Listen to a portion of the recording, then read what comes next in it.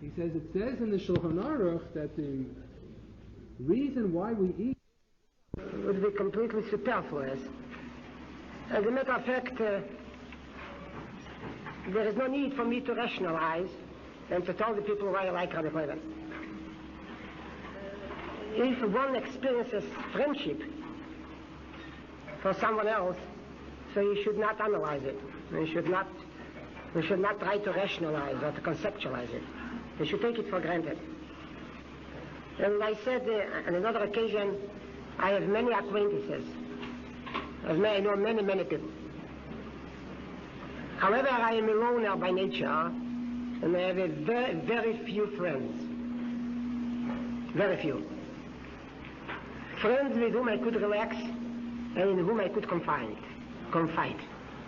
I believe in the Rambam's definition of friendship that one of the aspects of friendship is the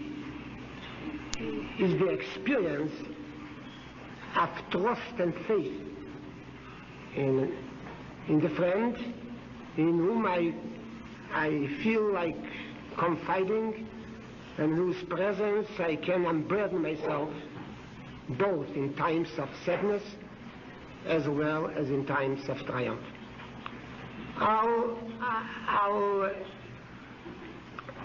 I'll speak about Rabbi Kohen at the end of the paper. I felt like dedicating a paper in his honor. The paper will deal with the problem which is quite acute now as it was acute 3,500 years ago of leadership.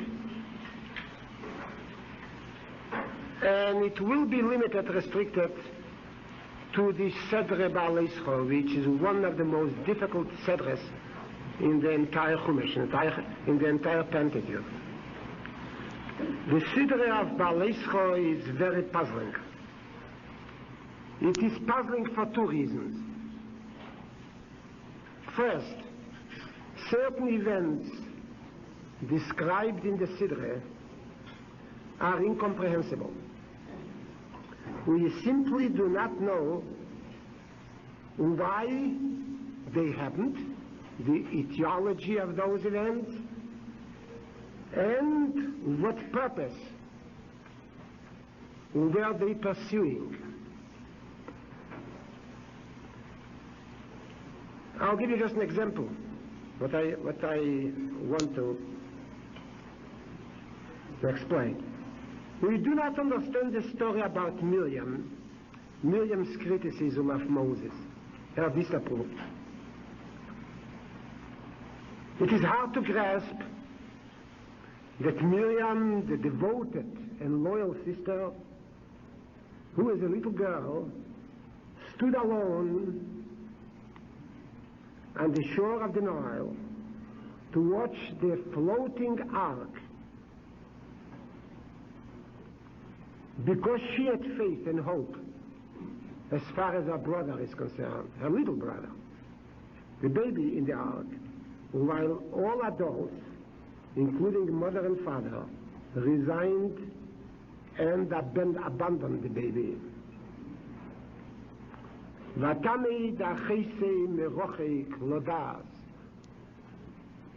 This sister, it is quite puzzling, should suddenly turn into an accuser, into a prosecuting attorney of her great brother. Strange. Equally ununderstandable, incomprehensible, is the strictness and the suddenness and the speed with which the Almighty meted out the punishment. Equally difficult to grasp is the connection between this episode and the tragedy which was recorded in the Torah prior to the description of the Miriam episode, namely the tragedy of Kivrot HaTahava, of the graves of the voluptuaries. This is one difficulty. There is a second difficulty. Moses went through many crises. He lived through many distressful experiences and moments. The worst of all was, you understand, you know that, was the eagle experience, which threatened to terminate the very relationship between God and Israel. Yet, he was never panicked.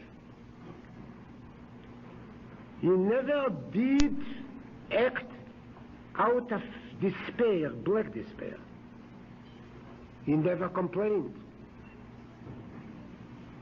On the contrary, steadfastly and heroically, he petitioned the Almighty for forgiveness, defending, like an attorney in the court, defending the people arguing their case.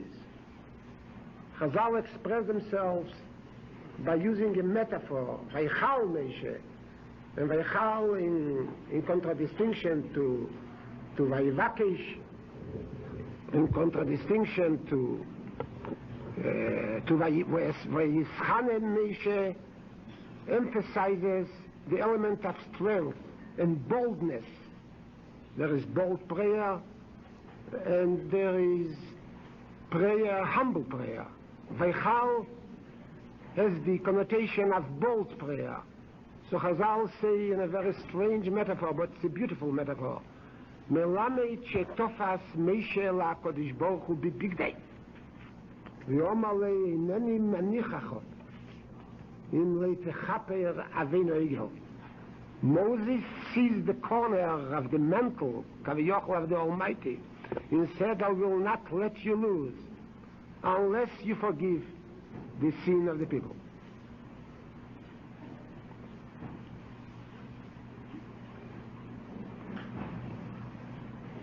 Suddenly, as far as Moshe began to complain in our Sedre, when the Asapsuf, the multitude, began to rebel, Moshe, instead of defending the people, began to complain, almost accusing the people. We hear him say things which he never uttered. ויאמר משה אל השם למה הראיסו לעבדך ולמה לא מוצא חן בעיניך לוסו מסמסו כל עליי לא יוכל אנכי לבד לעשות כל העם הזה אם ככה תעשה לא אורגני נורג ועל ערב ברוסי. Words which have never been uttered by Moses. Yes, a similar phrase he uttered. I mean, if you remember, when he was sent to Pharaoh, and his first errand, and his mission ended in complete failure. So he came back to HaKadosh Baruch Hu, and he said, Loma ze v'loma ze shlachtoni. However, he never repeated this question. It was a question of a young man who is not experienced. But Moshe, as the leader who took the Jews out of Mitzrayim, never repeated this question. It is not Moshe-like to act like a frightened person and to speak out of the depth of resignation as if he were and to condemn the people.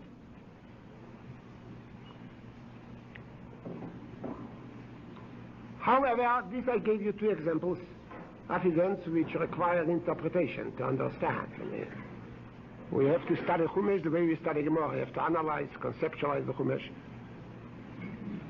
and find in every verse the meaning, the connotation, and actually a tenet or principle. However, the most difficult problem with Behaalotcha is not so much, is not limited to the substance of the events as that of continuity of the Sidra. At first glance, we are perplexed by the lack of systematic development of the story which the Torah was trying to tell us.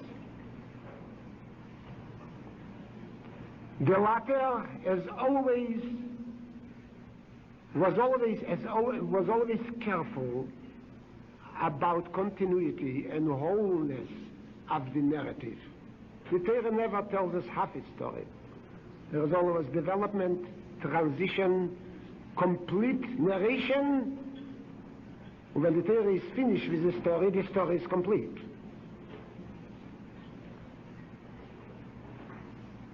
However, as far as Behaalotcha is concerned, we don't know. We don't know how many stories there are in Behaalotcha, how many stories are complete, how many are incomplete, and simply you don't see the continuity. You don't see the thread of continuity in Behaalotcha. Let us just simply review Behaalotcha, the events which were recorded in the Sidra of Behaalotcha.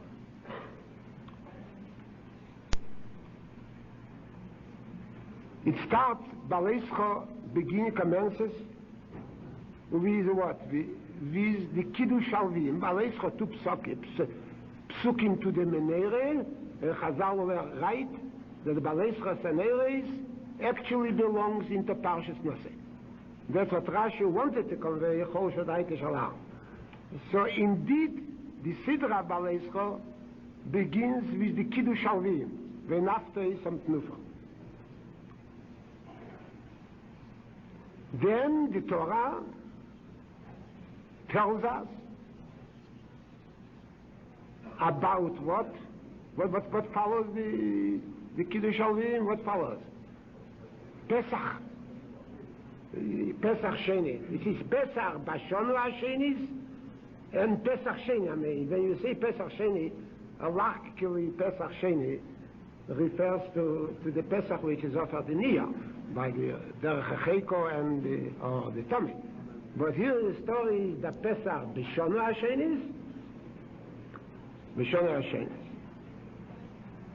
And of course, the Torah has recorded to within the framework of the Pesach Bashonu HaShenis, the incident with the Tmeim. They've approached Moshe, and Loma Nigora Madasa Deshem, L'Akrev Pesach B'Meadei, and Moshe inquired of the Almighty, and the institution of Pesach Sheni was established. Yeah. Right. Where is the transition from the Kiddush Alvim to Pesach Bashonu HaShenis? We don't know. Two different stories. There is no continuous development. Then, following the description of Pesach Bashonu HaShenis and Pesach Sheni, we have another description of what? Of the cloud, the Amud Onon, guiding the people on their journeys.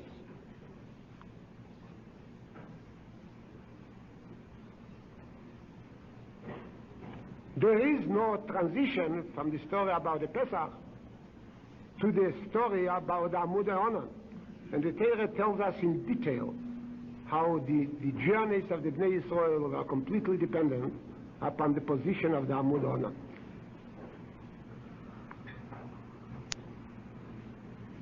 L'fiolei seonon me'al el v'chaken Yisru Bnei Yisrael. Following the narrative about the Onon, the Torah relates to us the commandment pertaining to Chatzetzres, the two trumpets, and their use for assembling the community and the journeying of the camps. And the Torah describes almost in detail the signal system connected with the Chatzetzres. One blast, so one camp moves, another blast, the second camp moves. So where the Truhe, the Tkiye.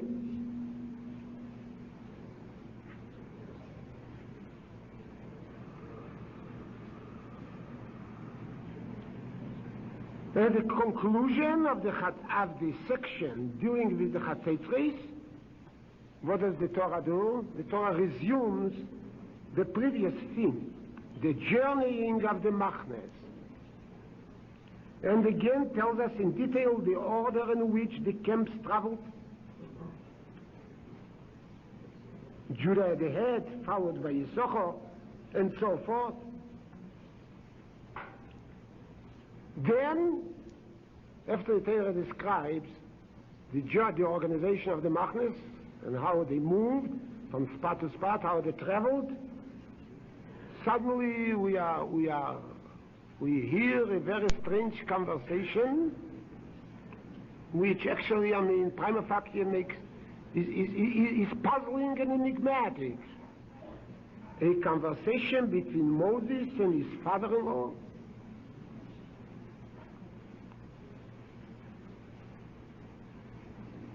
Father-in-law and Moses extending an invitation to his father-in-law, but humbly extending.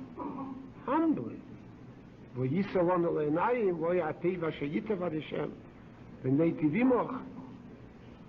Moshe arguing with his father-in-law. He wants his father-in-law to leave Midian and to join the Bnei Yisrael.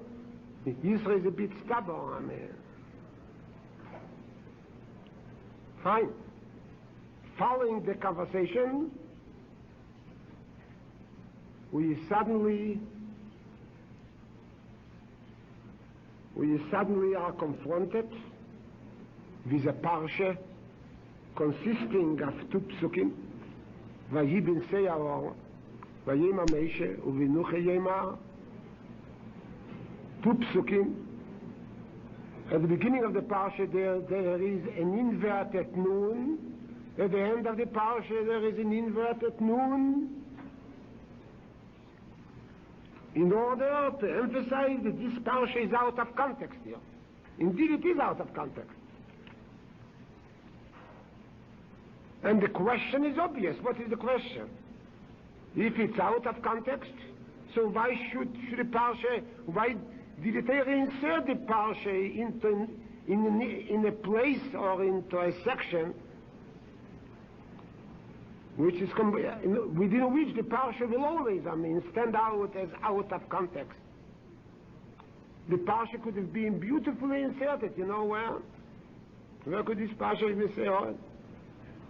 At the end of Pkudei, at the end of Exodus, Ki anana d'Shem ala Mishkan, Yemon, ve'ishti Eloi lodei, le'ini kol Yisrael b'chol masayim. So the two psukim would have been the most appropriate conclusion or sequel to that. Vayibin Seyar vayima Meishe kum ad Hashem vayifut zevecho, uvinuche yemar shvei Hashem riris al Yisrael.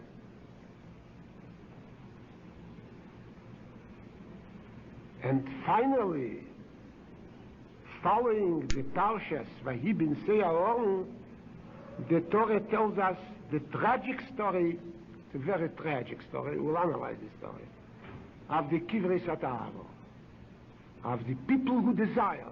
They didn't do anything else. No crime, no avidizore, no retziche, no gilaroes, no gzele, no gneve, nothing. They haven't raised their voices. They just were overcome by a desire. And they wept. That's all. They didn't yell. They didn't throw stones at Moses. Like their actions in other situations. Nothing. They didn't say anything. They were not threatening anybody. Just complaining. People have a desire. This tragic story is told, and the name Kivrei Sataharo could have been invented today to characterize and to portray modern man. It is the grave of the desire, the grave which man digs for himself, or I would rather say the grave which the desire digs for man.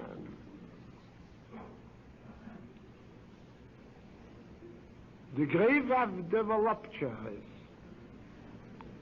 And finally, the conclusion of that Torah is with the story of Miriam.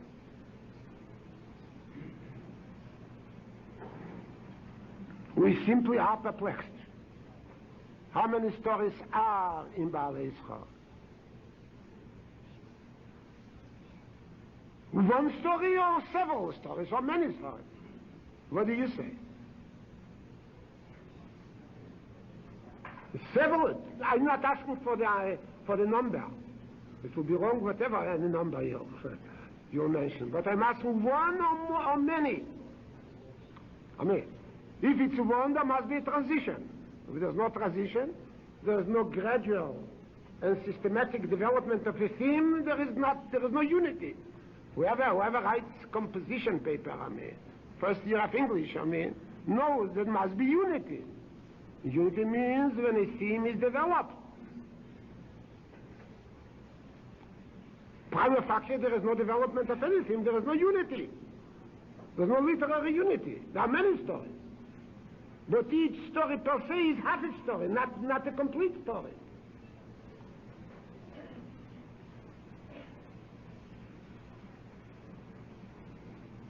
We feel, when I matter of fact, whatever I'll tell you tonight, occurred to me during crises on Shabbos. It's completely new. You wouldn't find it.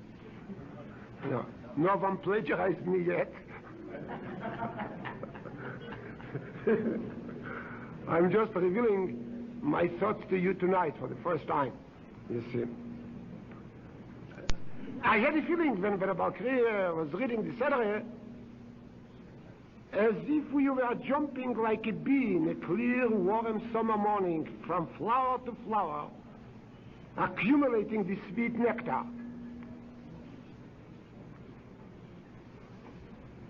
Is it possible, let me ask you, as Rabbis, Rabbonim, is it possible that the principle of Ardus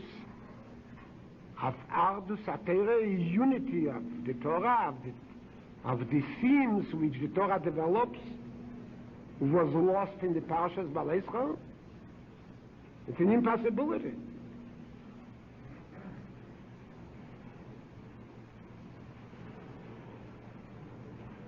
Now let me move slowly and see. Of course, my job is, you understand very well, to restore the unity of the Parsha. Parsha is one story, a tragic story which has changed Jewish history completely, from top to bottom. The Nunim Hafuchim symbolize an inverted historical process. The Nun Hafuch is not so bad, inverted. But if history is being inverted, not realized or stopped suddenly, it's very tragic. Chazal speak about Peronius in Behaalotcha as the worst distressful event in Jewish history.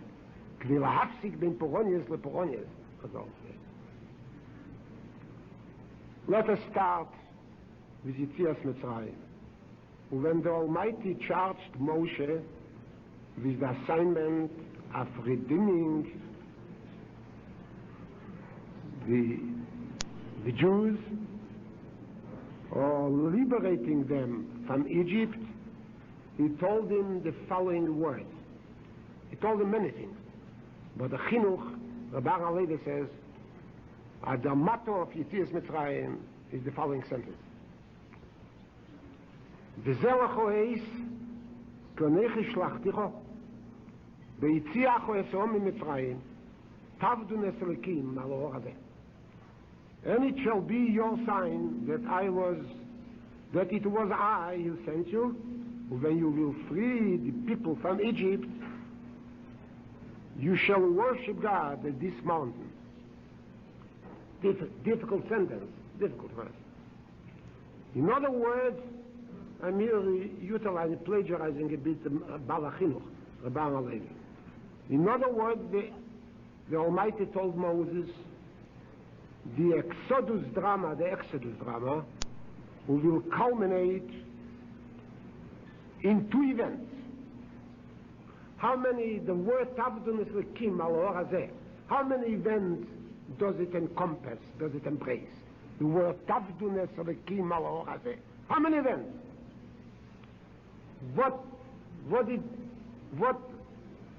it means Yetzias Mitzrayim will not be consummated as long as you will not worship God at this mountain. What did God mean by it? Worship God at this mountain. What did he mean by it? What did Moshe understand? What did Moshe understand by the word Tavdunes Elokim al ha'or hazeh?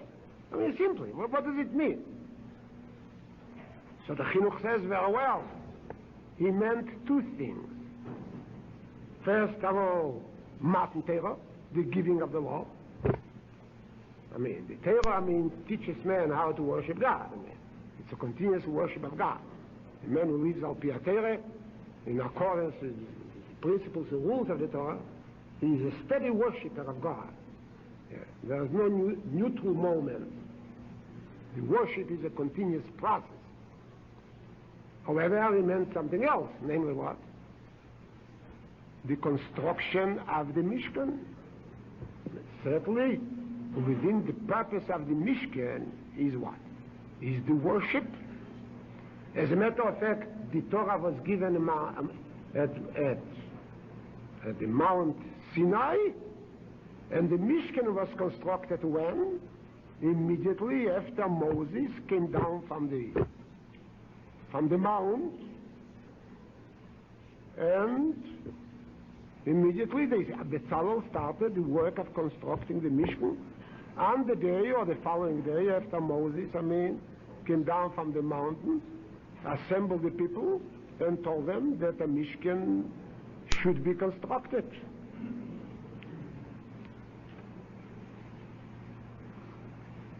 It's no wonder that following the Aseret HaDibros, following in Parshas Yisrael, God mentioned to Moses what?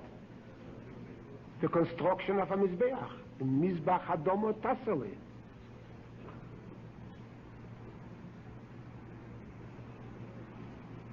Hadn't the Jews succumbed to the hysteria of the Erev Rav, had they rejected the Egel, the two objectives would have been realized much sooner, of course. Because of the Egel, the time schedule was changed, and the consummation of the Tavdunes Elokim al ha'or hazeh was delayed for how many days? For how many days? 80 days, correct? If the Egel had not been made, and the whole tragedy of the Egel had been avoided, so Moshe would have come down on Shivos Betamuz, and immediately they would have started to construct the Mishkan. Because of the Egel, Moshe had to spend on Mount Sinai, in prayer, 80 more days. So Moshe came back from Mount Sinai, Mochas Yom Kippurim, the day following Yom Kippur, and so the construction of the Mishkan was delayed for 80 days. However, on the morning of Yom Kippur, after Moses came down with the second Luchas, and with the message of forgiveness, he quickly assembled the congregation and told them about the immediate task to be discharged, namely the Binyan Beis HaMikdash. The work of construction commenced immediately. How long did it take them to construct the Mishkan, to complete the work? How long? The Mishkan was completed and put together on Rosh Chodesh Nisan. Rosh Chodesh Nisan, according to Chazal, was the Shmini Lemeluim, the day on which the Nosim began to offer their gift to the Beis HaMikdash. When those two objectives, Matan Torah and Binyan Beis HaMikdash were achieved, so the Geula found its realization, Mitzrayim. The Tavn Pekim Alor Hazeh was translated into reality, into fact. The people, therefore, had no business of prolonging their stay in Midbar Sinai. They stayed in Midbar Sinai as long as it was. As long as it was necessary to receive the Torah, and the Torah had to be received, twice, obtained twice, due to the Egel, and as long as it was necessary to construct it, and as long as it was necessary in order to complete the work on the Beis HaMikdash, because both come under the are encompassed by the commandment Tavdun el Selekim al Orazeh. But the very moment the second Luchas were delivered to Yisrael, the Beis HaMikdash was constructed, the work completed, the Kenim elected, and the Korbanos offered, so then the task of Yisrael in Midbar Sinai was discharged and fulfilled. There was no purpose in extending the sojourn any longer. Now let us see. The Torah in Nosim tells us about the final act of the dedication of the Mishkan. Namely, the sacrifices by the Nosim. The Torah did not forget to mention a secondary matter like the Kiddush Ovim. The Torah apprises us in Tzav about Kiddush Keni, which was of primary significance. In a word, with the dedication of the Mishkan by the Nosim and the election of the Levim, everything which was necessary in order to have the Beis HaMikdash, the Mishkan serve the great purpose of Aveda, was prepared and ready. The work was completed. As a matter of fact, when could the Bnei Yisrael simply get up and leave Midbar Sinai? So the Mishkan was completed on Rosh Chodesh Nisan. Nosim, 12 Nosim offered their gifts. The Almighty said, Nos echod layem yakriv es korbonei. So it means Rosh Chodesh Nisan plus what? Plus 12 days more. It means they were ready on the 13th of Nisan to march. However, the Ronon did not move, did not rise, because Erev Pesach, we march. Erev Pesach. We march, tomorrow is Erev Pesach. Tomorrow is the Korban Pesach offer. When we march now, in the desert, so their march was postponed until after Pesach. So, but everybody knew that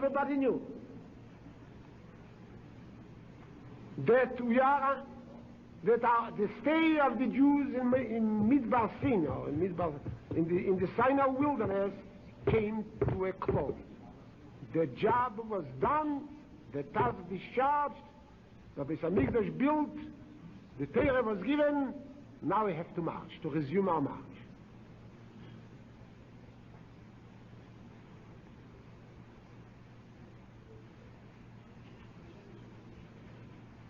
However, the march was, as I said, delayed until after the Jews offered the Korban Pesach.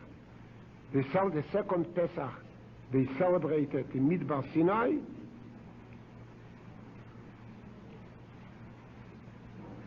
וידבר עד השם על משה במדבר סיני בשנה השניש לצאתו מארץ מצרים בחודש הראשון לאמר ויעשו בני ישראל את הפסח. I postpone the journey until after the Korban Pesach will be offered.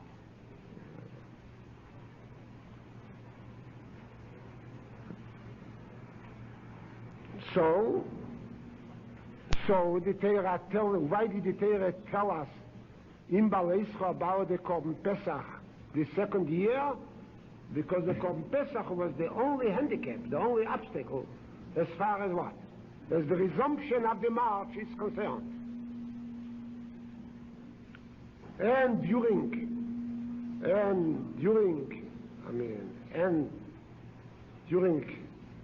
the Akrovas Pesach, the Tmeim inquired about their status. Moshe Rabbeinu asked the Almighty, and the institution of Pesach Sheni was introduced.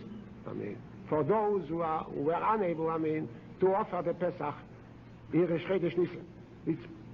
There's perfect continuity. The Kiddush Alvim is the last act of Tavdun Eselikim al Hazeh. It was not as important as Kiddush HaKenim. That's why about Kiddush HaKenim the Torah tells us in Tzav and Titzaveh. Kiddush Alvim is not so important. You could operate a Beis HaMikdash without the Levim. Shire is not indispensable, you understand. It's quite possible as a Levi is kosherly Shire, you understand. It's quite possible. So the Levim is more or less, was in luxury actually, more or less. But the Torah tells us, every detail was completed, we were ready to march. The Almighty told Moses to offer the Pesach first in Midbar Sinai, and after the Pesach was offered, the Bnei Yisrael were supposed to resume their march. In a word, I repeat, the two prerequisites for moving on were met. The Torah given and accepted, the Mishkan ready for worship.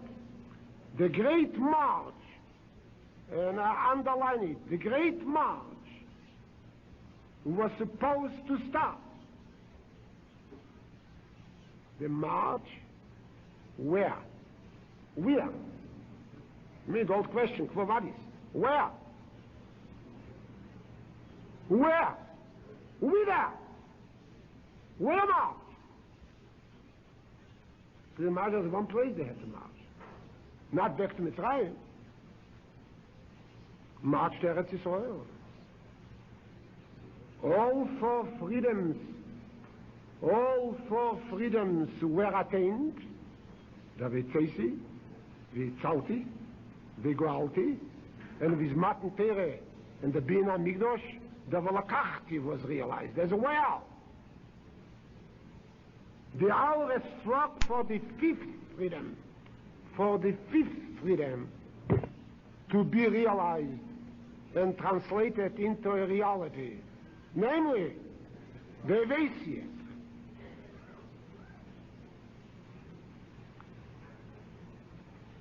Now, how long was the march supposed to last? What do you say? I can't. What? 11 days. 11 days. But Rashi says a little differently. You know the Rashi in Dvorim, but the Rashi in Behaalotcha says differently.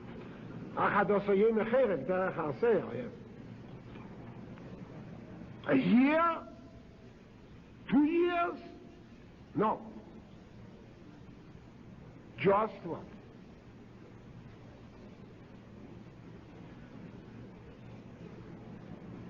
A short time anyway, several days. We'll see how many days Chazal interpreted. Several days.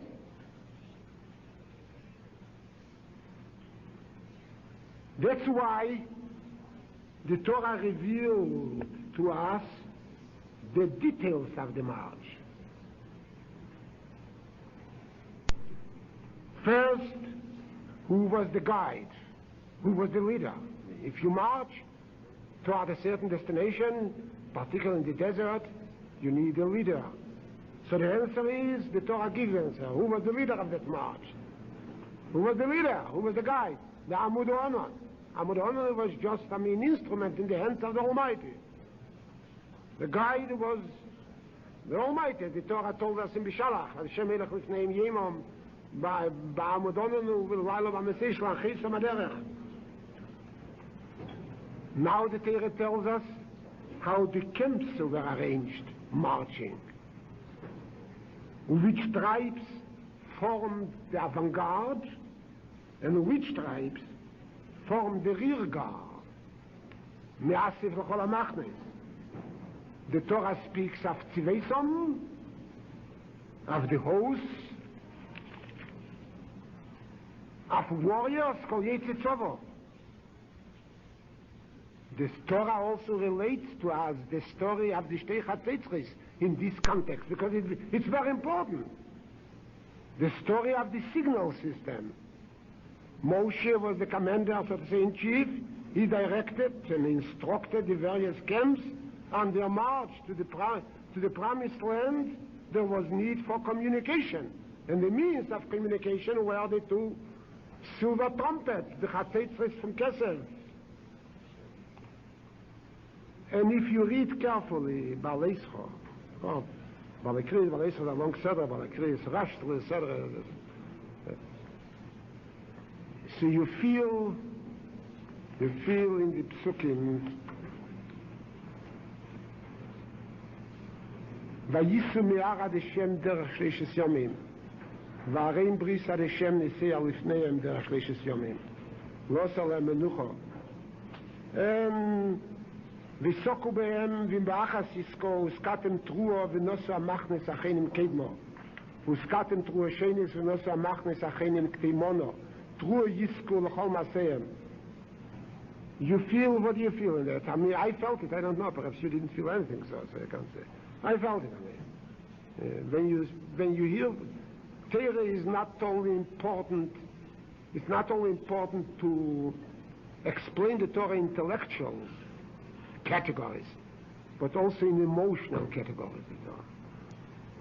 If you want to understand the beauty and the greatness of the Torah, is the emotional mood which is created by Kriyas HaTorah is perhaps more important than the intellectual gesture. What do you feel? I feel a mood of expectancy and tension. A mood of expectancy permeates the pages of Behaalotcha.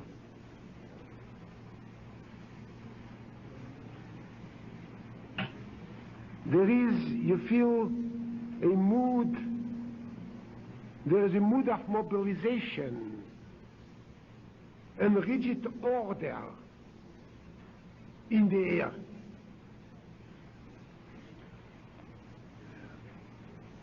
All conditions were met.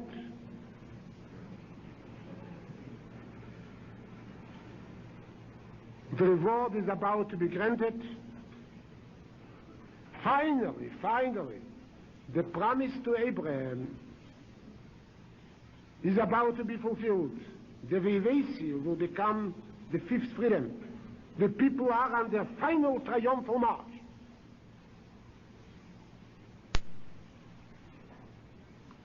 Now, in this context, I would rather say in this mood, Moshe was excited. It was very hard to excite Moshe. Moshe was excited. He was expecting great things. There is tenseness in the air. And there is determination, boldness, to break through if necessary. Interesting is the conversation between Moses and his father-in-law. What does it mean? What does this conversation, what kind of a mood on the part of Moshe is mirrored or reflected by this conversation? What is this conversation? We get a glimpse into Moses, into his mood. Those days, after Pesach, the second Passover, when the Pesach was offered, And the people started to march. ויהי בשנה השנס, בחידש השני, ב-20 בחידש, נעלו עולם, וייסעו בני ישראל, למעשיהם. It was not one of the many journeys. It was the journey, the final journey. After that journey, I mean, may expect there will be no need to journey anymore, to travel. What does the conversation Vayima Meisha Lechiva V'Yisrael Lechiva Ben Ruel Amidyon Lechiva Meisha Nosim Anachnu Amokim Asher Omer Ad Hashem Eisei Eten Lecho Yitonu V'Yitavnu Loch Kad Hashem Dibatev Al Yisrael. What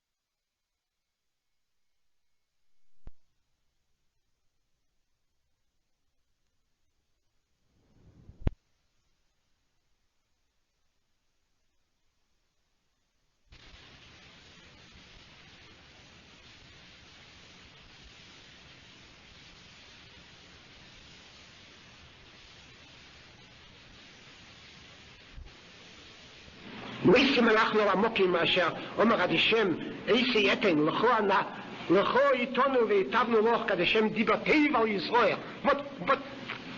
What impression do you get? I mean, what is the emotional climate of that? Of the tougher extent, no. I mean, after all, you have a great Hashanim among you in the hall. What is? It is climate of serenity, of peace of mind, an unqualified assurance. Moses spoke of the final journey to the promised land. No waiting anymore. No ani mamin b'bias HaMashiach. Afal pishis manea b'chol ze achakale. There'll be no need for it anymore. No delays, no procrastination, no if, and no when, im shomea tishmu. No if, no when. It is now. It is going to happen now, right now. Not tomorrow. Right now. ויאמר משה לחיבר בן רואל המדיוני, חיסה משה, ניסים אנחנו. Present tense. Not אנחנו ניסה. Oh no, not ניסה. ניסים אנחנו. אלא מוקים אשר אומר עד השם איסי יתנו לכו יתנו ויתבנו לו עד השם דיבר טבע ישראל. All the promises will be fulfilled. I wouldn't have to ask questions. No problems, no questions, no doubts, nothing. It is very simple. And I want to let you in another secret. It was not an invitation extended to the father-in-law. It's not an invitation which a son-in-law extends to his father-in-law. It was not an invitation by an individual to another human being to share the good things in life. It was more than that. It was an invitation extended to whom? By Moses, representative of the Klal Yisrael, to whom? To all Gerim. To all Gerim of all generations. The Midrash in Keres says, כל הנחולים הולכים על היום, והיום אינו מלא. אלו הגירים שבואים לארץ ישראל להסגייר.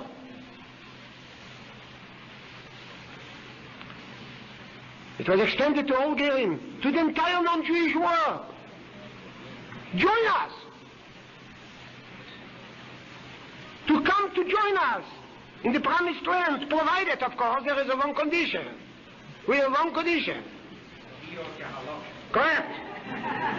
Not Kahaloche, but Al-Pi Haloche. Correct. No ifs and no whens. To come to join us in the promised land, provided the non-Jew is ready to subject himself to the same divine discipline as we did. Any human being was offered the opportunity to join the march to the promised land, the march to the Messianic era. If that march had been realized, the Beis HaMashiach would have taken place when? Then Moses would have been the Mashiach, the Malach Mashiach. It was quite optional. The Jews could have reached it. They lost it. So Moses is not the Malach HaMashiach. Malach HaMashiach is not Moses. And the distance in time between them is long and far.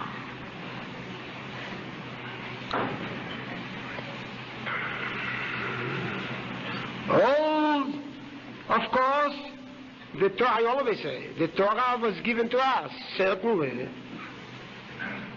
Eretz Yisrael was granted to us, certainly.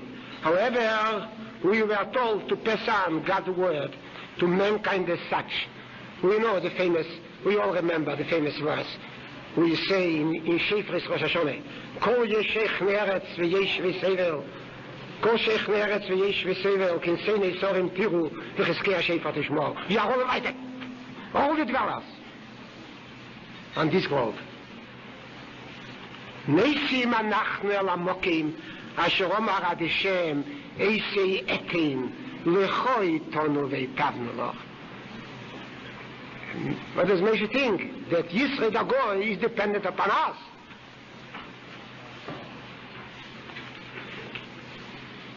Our Torah is commodious enough to encompass the entire world. There is enough chesed, goodness and happiness in the Torah to be transmitted to others and to be shared by others. Join our triumphal march, Moses said to Israel, toward our destiny. It may become your destiny as well. And when I read this parsha, whenever I do read this parsha, it attracts me. There is something moving, touching in that parsha. What is moving? Sometimes I want to cry when I read this parsha. What is there? Something moving, something touching. I want to cry. I have to control my tears. You're supposed to respond. No. Mir a goy, what do you expect from a goy? What a goy, when I'm a chuten for a Grecian Yidden, but a goy, what a goy. No. What is moving here is the simplicity with which the great Moshe, the master of all wise men and the father of all prophet, speaks. What do I mean? He uses the grammatical first person. Nosim Anachnu, lechoi tonu, ve'itavnu loch, ateva sheyitav ad Hashem amon imonu. What does it mean? Moshe was certain, there was not even a shadow of a doubt in his mind, that he is going to enter the promised land. He and the entire congregation will be classified as both Yetze Mitzrayim and Boyei Oretz. He was sure, he was convinced that he will see what? The Oretz HaTevo, the beautiful land, the hills of Judea, and the prairie land of Emek HaSharon. He was certain that we will climb the mount of the Lebanon. Later he prayed, but his prayer did not come true. But that time he felt no need for prayer. Nosim Anachnu, lechoi tonu ve'itavnu loch, ateva sheyitav ad Hashem imonu, ve'itavnu loch. There was no doubt about his destiny. The whole operation, if successfully brought to a close, would have lasted several days. And that time there was no need for miracles, for scouts to explore the land. to see whether the land is good or bad, as we read it this morning, or whether the cities are surrounded by wall or they're open cities, or whether what kind of a population is there, strong, weak, a sickly population, a healthy population. There was no need for it. All those scouts and all the explorations and all the intelligence work is necessary if a man has doubts. This was the pre-doubt period in Jewish history. Nosim, Anachnu, share with us, invitation, and not an invitation to everybody. Yisrael or no Yisrael, father or law of Moses or a stranger. The Torah tells us indeed, Vayisu me'arad Hashem derech shleishes yomim, ve'arein bris ad Hashem neseya lifneihem derech shleishes yomim, loso menucha, and they journeyed from the mount of the Eternal 3 days journey, and the Ark of the Covenant went before them in this 3 days journey. Where did they travel? Where to? Where is Losel and Menucha? Where is Menucha for the Jew? What was the destination? Drasha, quoting the Sifri says, Mehalech shleishes yomim holchu b'yem echad. Shehoya HaKadosh Baruch Hu chofetz lachnisom le'eretz Yisrael meyad. A distance of 3 days journey, they miraculously traveled in 1 day, because the Almighty wanted to bring them into Eretz Yisrael, into the land. So, my dear friends, tell me, at that time, before the great reversal took place, was the Parsha of B'nsei Aaron in its proper place or out of context? Before the Jews alienated God, before they fell from him, and they needed miracles and scouts and they had doubts, before every Jew was convinced this is the final consummation, the consummation of all hopes. It was beautiful, the Torah tells us. Vanana d'Shem avarim brisa d'Shem neseya lifneihem derech shleishes yomim lo soleh menucha. Vanana d'Shem aleim yemam v'layla, it means security on all sides. And vayibin say ahorim, leading them right in there to Israel. Vayema meishe kumu ad Hashem v'yofutzu yivecho v'yenusu b'sanecho mipanecho. Who were the enemies? As a matter of fact, the last war they fought was Milchemes Amalek. The next war was the Milchemes Sichaweg, 40 years later. What did Moshe speak, about enemies and fiends and people who threatened them? What did Moshe have in mind when he said it? We are traveling fast, enormous speed out of this oil. They will be confronted by somebody. There would, if the great hope had been realized, there wouldn't have been need, to engage in battle for 7 years. It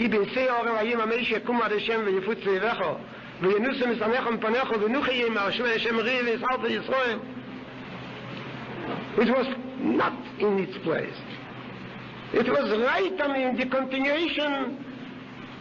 the continuation of the great story of the final triumphal messianic march into Eretz Israel, which was supposed to take place 3,500 years ago, approximately.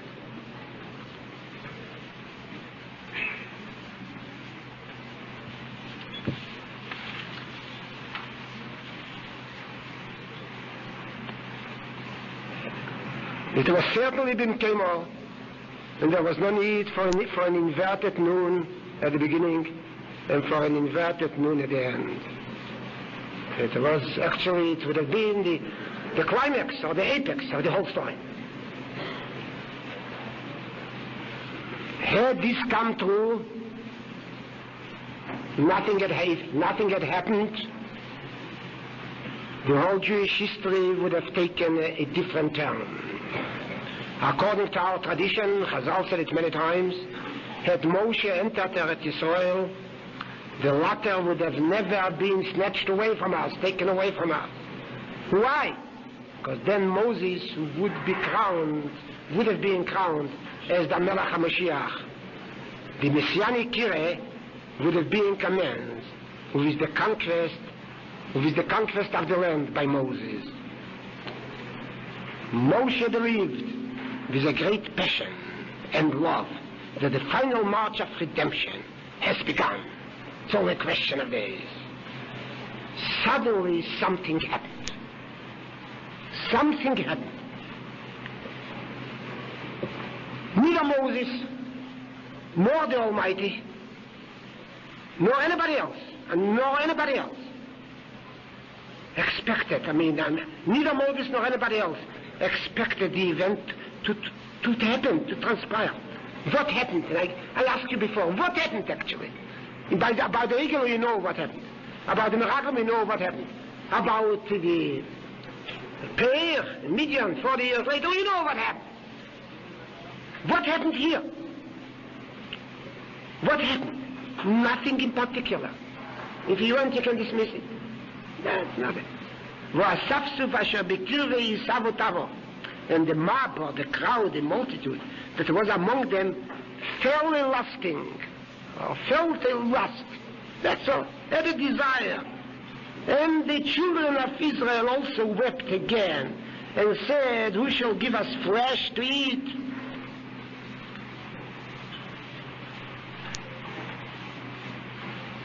And the Torah tells us that this seizure by a desire, it was seized by a desire, or a lust, was evil. It aroused the wrath of the Almighty, and also Moses resented it. In Moses' eyes, it was evil. Ubeine Meshera, first time in Jewish history. Moshe is not the defense attorney. It is evil. It has interrupted the great march. It has brought the march to an end. The vision of Moshiach, of Eretz Yisrael, of Gulas Yisrael, became a distant one, like a distant star on mysterious horizon. It twinkled, but was the road suddenly became almost endless. Why? Why? Why did Moshe feel, I asked at the beginning, why did Moshe feel discouraged? Why didn't he offer prayers for the people as it was his practice with regard to past situations? Why did he? Why what happened? Because the incident of Kivrei Satayre differed greatly from that of the eagle. The making of the eagle was a result of great primitive fright. The people thought that Moses was dead. They were afraid of the desert. They did not know what the future held in store for them. They were simply overwhelmed by a feeling of loneliness and terror. Consequently, they violated the precept of Avodah Zarah. There were mitigating circumstances. They wanted the golden calf actually to substitute for Moses. Matter of fact, all Rishonim say so. They were concerned, however, when you speak about Avodah Zarah, you have to distinguish between two things. Between Avodah Zarah, idolatry, and simply as a ritual, as a worship, as a ceremonial. Right. And between a pagan way of life. As a matter of fact, in Chazal's opinion, a Eved Avodah Zarah will also adopt a pagan way of life. But we know, we live in this age, this day and age. We know that it's possible for people to live like pagans, even though no idolatry is involved. Paganism is not the worship of an idol. It encompasses more than the worship of an idol. A certain style of life, a way of life.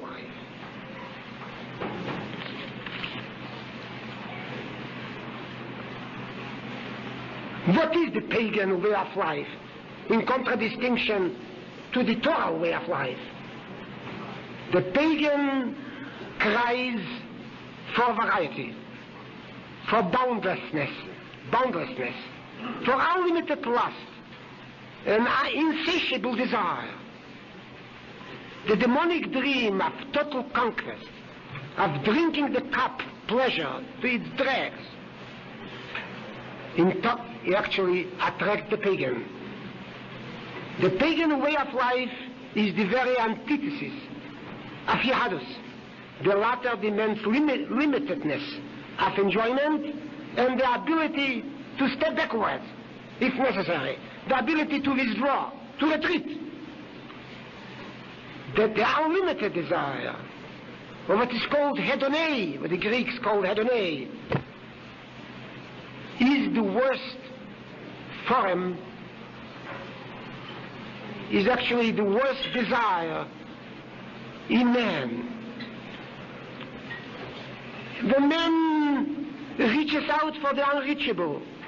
The man reaches out for the orgiastic and hypnotic.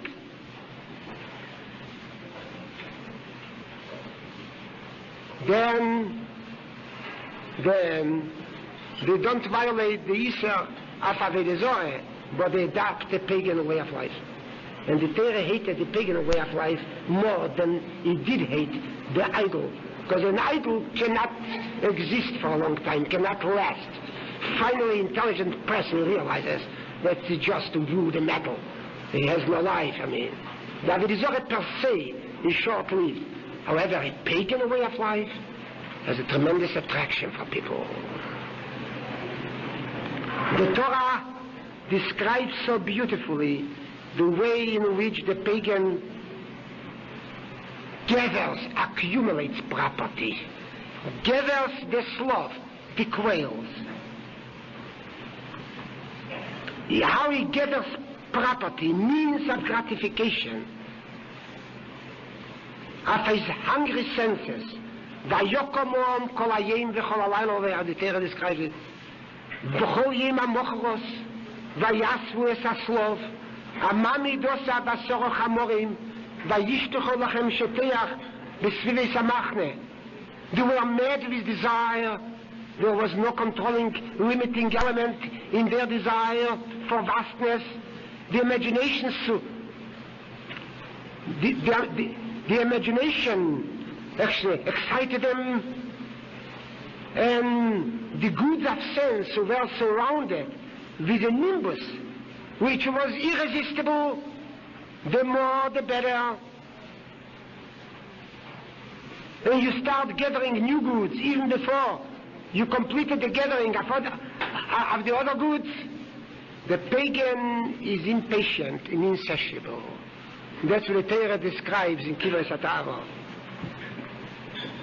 There's another story in the Torah which, in contradistinction to the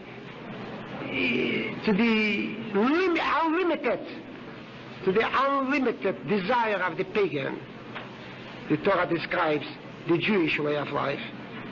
This is interesting. It's the man. And Moses said to them, that is the bread which the Lord has given you to eat.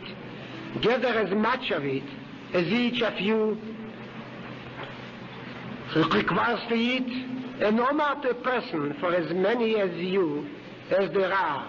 But when they measured it by the Omer, he who has gathered much had no excess, and he who gathered little had no deficiency. This is the way, the approach of Yehadus. The great tragedy happened. The triumphal final march suddenly came to a stop. A people which rejected the basic principles of economic limitedness and aesthetic enjoyment,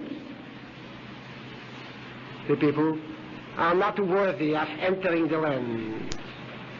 Suddenly, what happened? The Parsha of Vayibin Se'aron found itself displaced, dislocated.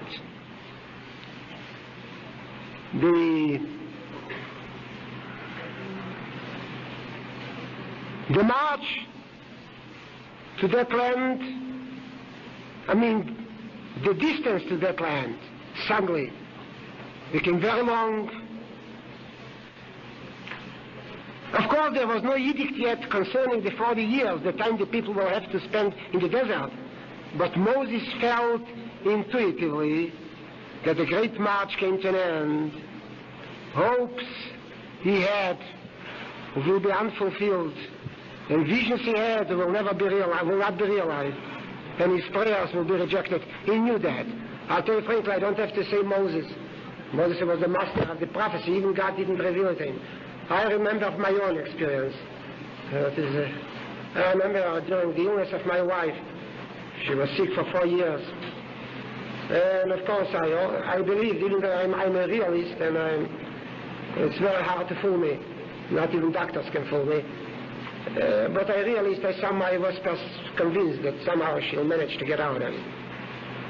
And I lived with hope and tremendous unlimited faith. But I remember it was the last Yom Kippur before she died. And it was Kol Nidrei, and I was holding a Sefer Torah for Kol Nidrei. And then the Chazan finished Kol Nidrei, Shechionu Kimon V'Konu Zman Hazeh. I turned over the Sefer Torah to a Talmud of mine, and I told him put it in the Oren Kodesh. He put it in the Oren Kodesh. Apparently didn't put it well, I don't know what. The Sefer Torah slipped and fell, not on the floor, but in the Oren Kodesh. That time I know. Sealed. Don't ask me how I guessed it. Don't ask me what. I felt it is sealed. Nothing will help. And indeed it was. Then the people of the Roma Misavim began to complain and to weep. Moses knew, this is the end. He'll never see out Israel. Never. Never. That's why he said, in Kocho Ato Esavi, Orgeni Noreg, Val Ere Berosi. And how beautiful in Chazal it said, Eldod u'Meidod, Misnabim B'Machne. What did they say? What did they say, Eldod u'Meidod? What was the excitement about? They said just one short sentence. Moshe's hopes, Anachnu Nosim, Nosim Anachnu. Lechono imonu, ve'itavnu loch. Will never come true. Moshe Mers, he'll be buried in the sand dunes in the Midbar. He'll never see the beautiful land and the Lebanon. Moshe Mers, Yeshua Machnes. And then the Parshas Vayibin Seyaron suddenly lost its place. It was dislocated and displaced. You know why it was dislocated and displaced? Because two little nunin were inverted. The march was inverted. Instead, the march should bring them closer to Eretz Israel, so the march took them away from Eretz Israel. The Nisei the Nun was inverted. And with the inversion of the Nun, Jewish history became inverted. And it is still inverted. The Parsha is still Shalem Kemo. We cannot say Nosim Anachnu with the assurance and the certitude with which Moshe said to Yisro Chesnei, just 24 hours before the Misavim inverted the Jewish process of Gula.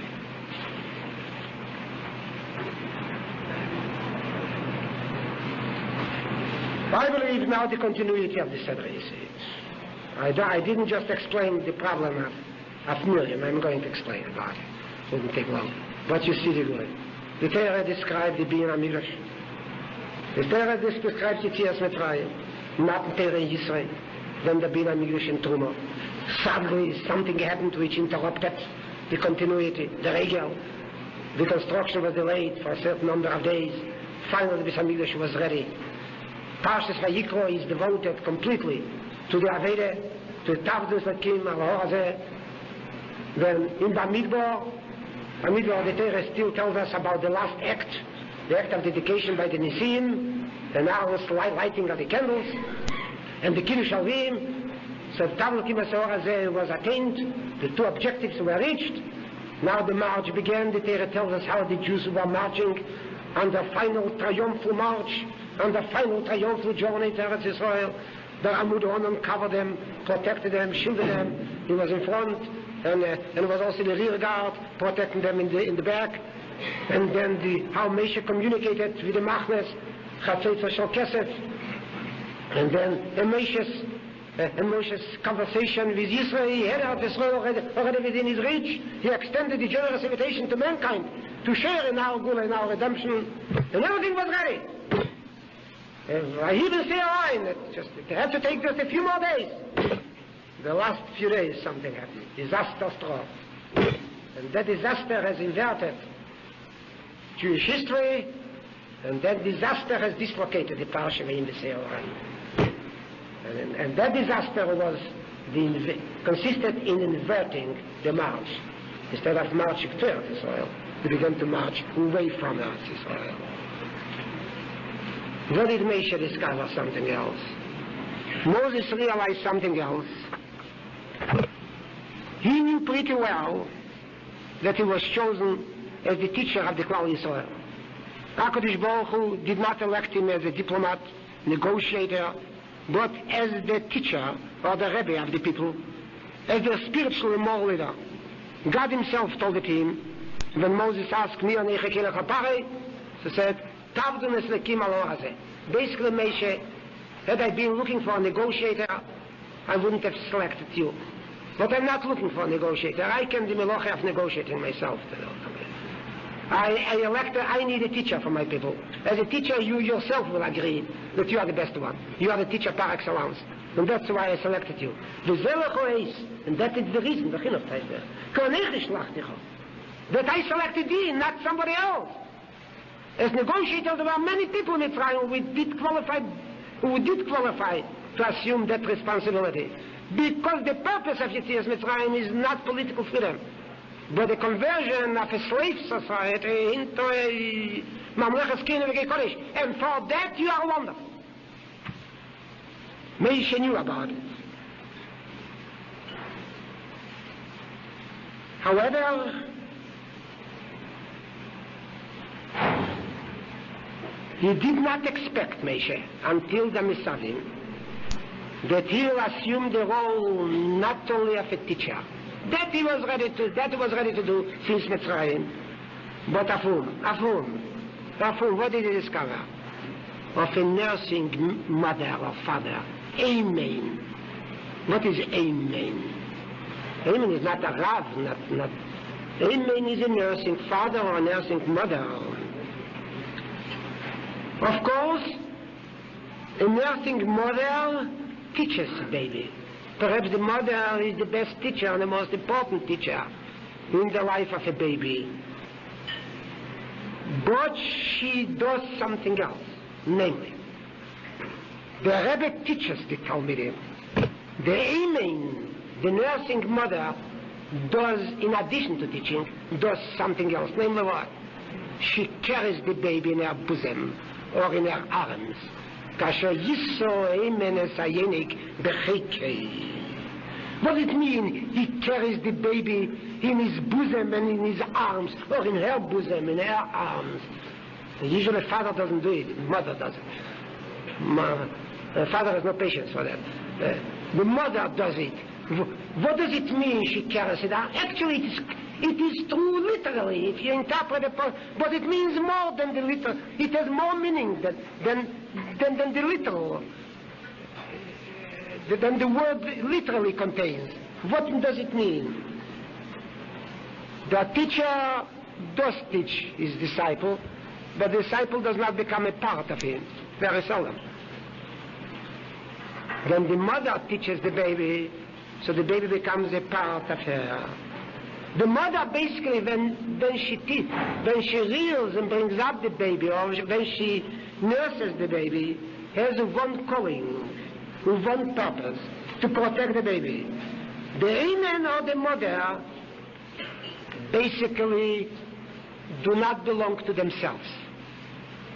A mother, many may be very critical of my statement, but this is true according to others.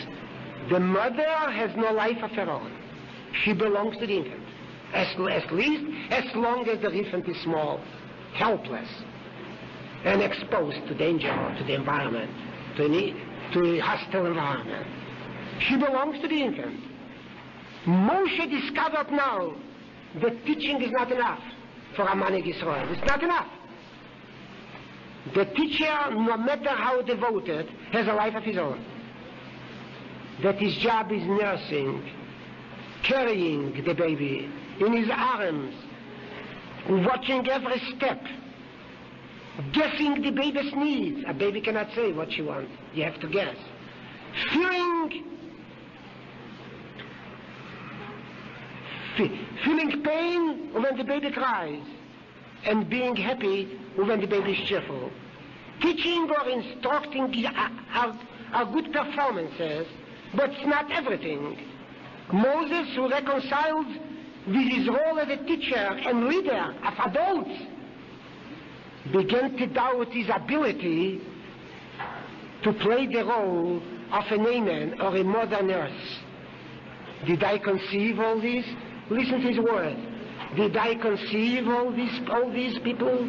Did I bear them? That you say to me, carry them in your bosom as a nurse carries an infant? Moses knew. What did he know? He discovered something very tragic in Moses' life. People don't pay attention. What did he discover? He knew that from now on, he as an individual, he has no rights at all. He as an individual has no rights at all.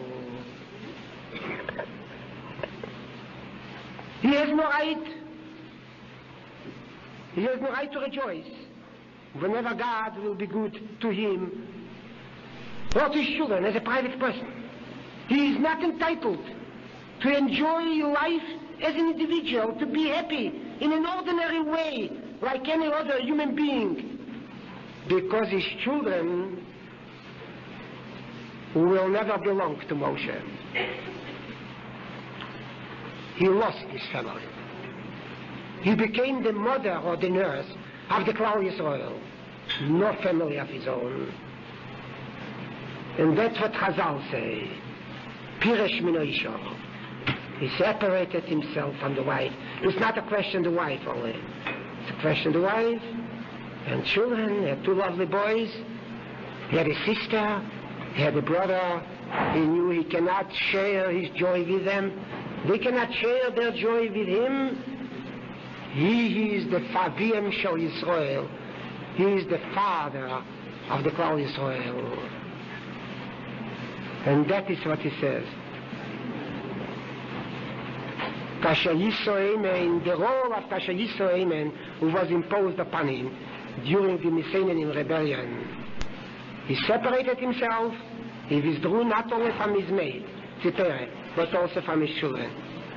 Tell me, where are Moses' children? Have you ever come across Moses' children? Ever? There was a census taken in the Midbar at the beginning of the 40 years and at the end of the 40 years. Are Moses' children mentioned? Not all. Eile tel deis Meishe ve'arim. Vayiyu bnei Aaron nodov vaviyu elazar ve'esava. Where are Moses' children? Moshe did not have children. And if later in Tanakh, the Bible, the name of Moses' child was mentioned, so it's not Ben Moshe but Ben Menashe. A little nun was added to the word. Why? Not only because in order not to reflect, because the mention would have reflected unfavorably upon Moses. And it's ridiculous. Why? Moses was not responsible for what happened to Postponement, because Moses did not have children. I always say, if Moses had a child, so Al-Pedini would have been in the most awful dilemma. Al-Pedini would have been required of him to give preference to his child as far as Talmud Torah is concerned, over the child of his next door neighbor. This is a halacha which Moshe Rabbeinu taught us. Bin bnei kedem leben chavere.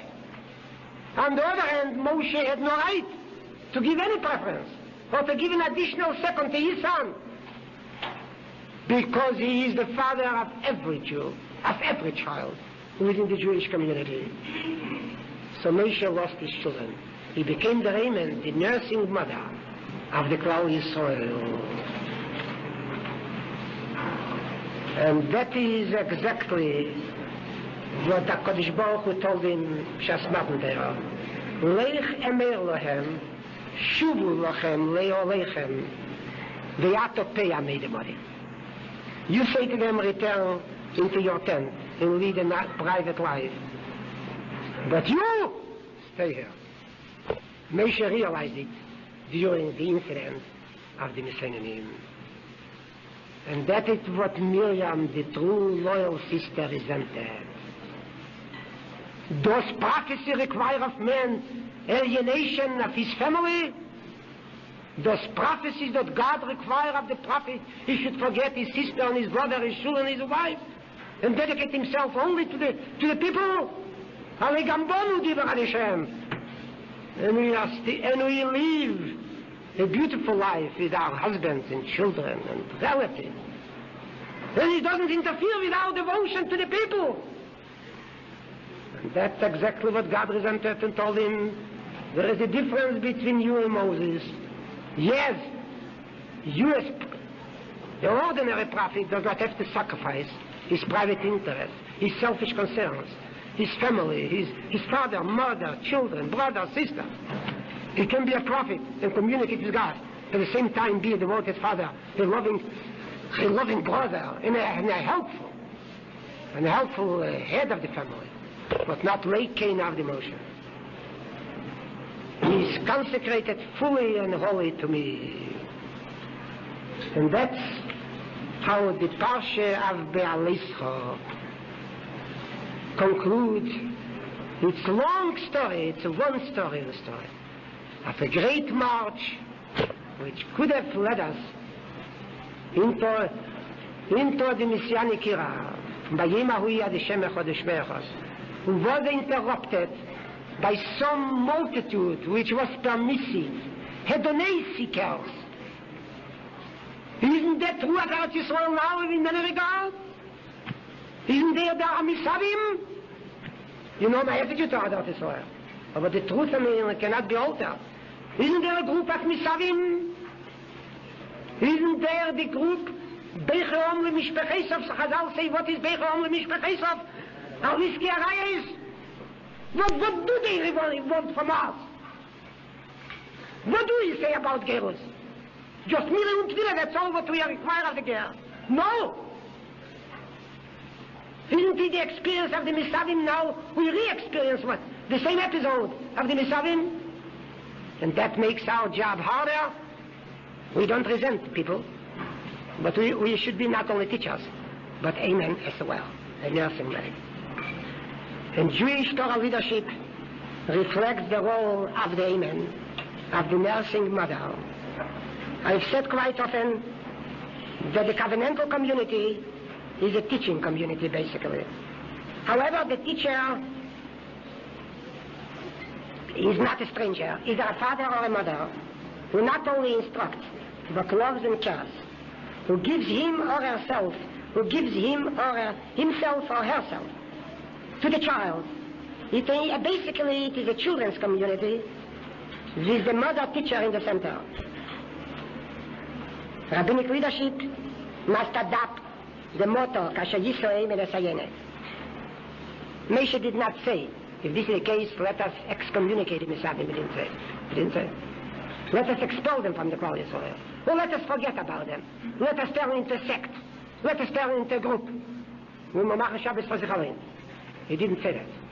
He said that what he resented is the magnitude of his task. He thought he is not qualified to carry that burden. Every Jewish leader has a doubt whether he is capable of carrying that burden. But we will never cast off the burden. We will carry it. The mercy or the Natsuram. Otherwise we will fail and we will lose the battle. And let us not fool ourselves.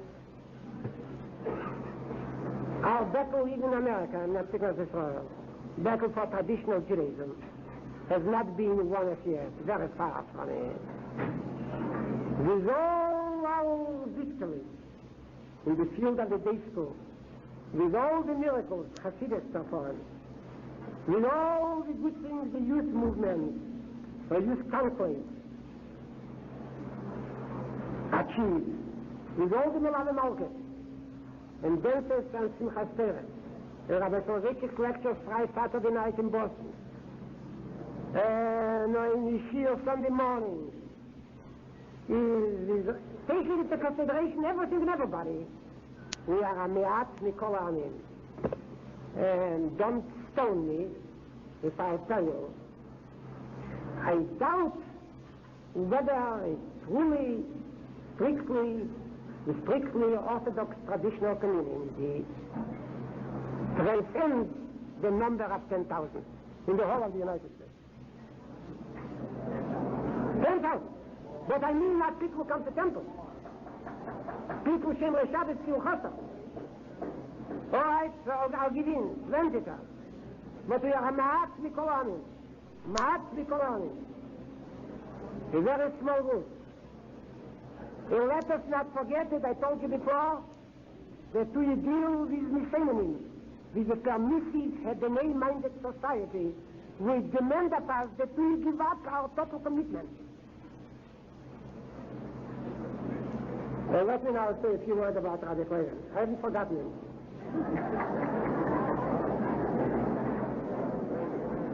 Rabbi Pagan is the man in whom God has implanted the spark of women, the spark of being a nursing father or a nursing mother. What is basically necessary for the amen? What is necessary? What qualifications does it have to meet? In my opinion, three things. First of all, a strong total commitment. If there's no commitment, you cannot be an amen. You cannot carry a burden if you're not committed. Totally and unqualifiedly, unreservedly. Second, readiness to give up to selfish concerns, to give up a bit of one's private life and happiness, and intimate happiness. Readiness to sacrifice. Second. Third, the ability to present the message to our opponents with dignity and pride. It's very important. We have many people totally committed. We have many people who are ready to sacrifice, to give up, to withdraw, to leave their tents for a while and forget about their own interests. But we have very few people who can present our message with dignity and pride. Rabbi Clayton, I believe, possesses all those three talents or qualities. During my long association with him, I have always been impressed, first of all, by his common sense. You see, there are in Hebrew there are three synonyms: Chochma, Bina, Dat. It's Chabad. I don't know what Chochma is, I don't know what Bina is, but I know what Dat is. That means common sense.